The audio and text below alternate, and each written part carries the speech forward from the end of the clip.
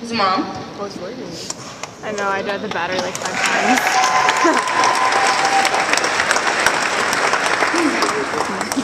Let's see. Last week, 2 delivery men carried a twin bed, a nightstand, and a bookshelf up our staircase and into our 6-year-old daughter Audrey's room. This was Audrey's big girl furniture, and we were all very excited about its arrival. The transformation of her room was instantaneous. The new furniture erased all signs of babyhood and ushered in a new environment that will take us through the rest of Audrey's childhood and adolescence. It was a bittersweet revelation as I imagined our daughter 10 years hence, lounging on her bed, talking to her friends on the phone, or texting, or otherwise communicating with whatever newfangled device the future holds in store for us. It was a moment more sweet than bitter, however.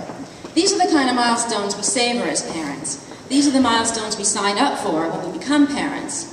When your baby is born, you're so overwhelmed by change and so encompassed by the present moment that you can't imagine that time continues on its regular pace, while you're wearing a groove in the dining room floor around the table trying to rock the baby to sleep. It's hard to grasp that your baby will become a child, an actual person who will grow up before your eyes. Everybody tells you how fast it goes, and you nod, but you see no horizon past the next diaper change. So it is left to milestone moments to remind you that time is passing. I'm sure you all don't get this, because you're all just entering adulthood, and you have years and years stretching out before you, with possibility and growth and second chances. But ask your parents how they felt at your high school graduation, and remind them that it's only a few years, or maybe even just a few months, until your college graduation. They will be reduced to babbling incoherence. And this is how it should be. Life should break it to us gently, with birthday parties and big girl furniture and commencement ceremonies. When your child has cancer, the natural rhythm of life is derailed. Everything is unhinged.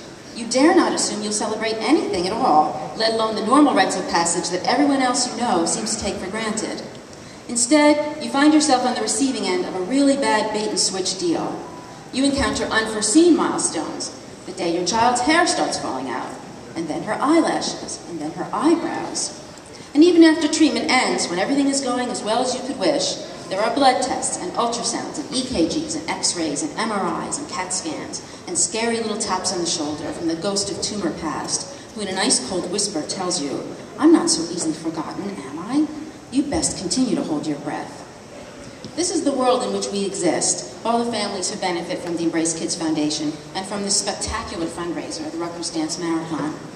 The words pediatric cancer can break anybody's heart. The phrase sickle cell disease boggles the mind with its implications. It's not a world into which you would enter willingly. And yet, here comes Rutgers. Here comes RU for Kids. Here come the fraternities like the cavalry. Here come the sororities like fairy godmothers.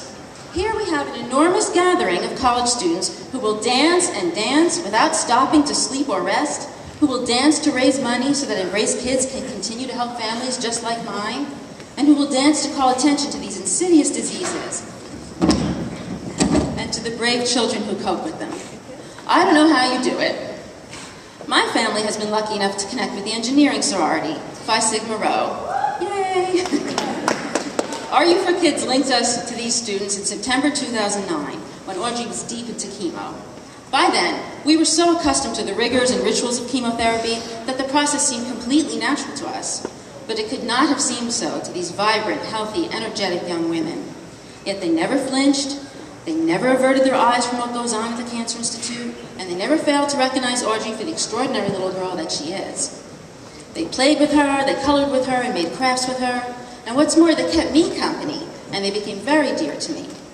I have often marveled at their dedication. These students take challenging courses, and they seem to have so many exams at such inhumane hours, like nights, weekends, that I've considered calling Amnesty International to intervene on their behalf.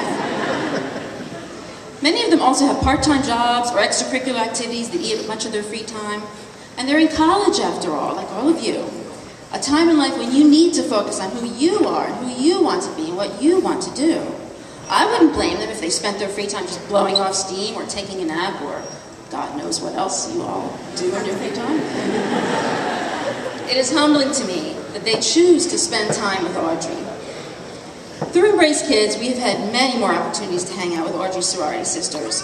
We've enjoyed sitting beside them at Lady Knights basketball games, taking a hayride at Halloween, eating an entire pumpkin pie at the Kai Sai house, and Audrey ate like 8 of those 9 slices. Yay, Kai Sai.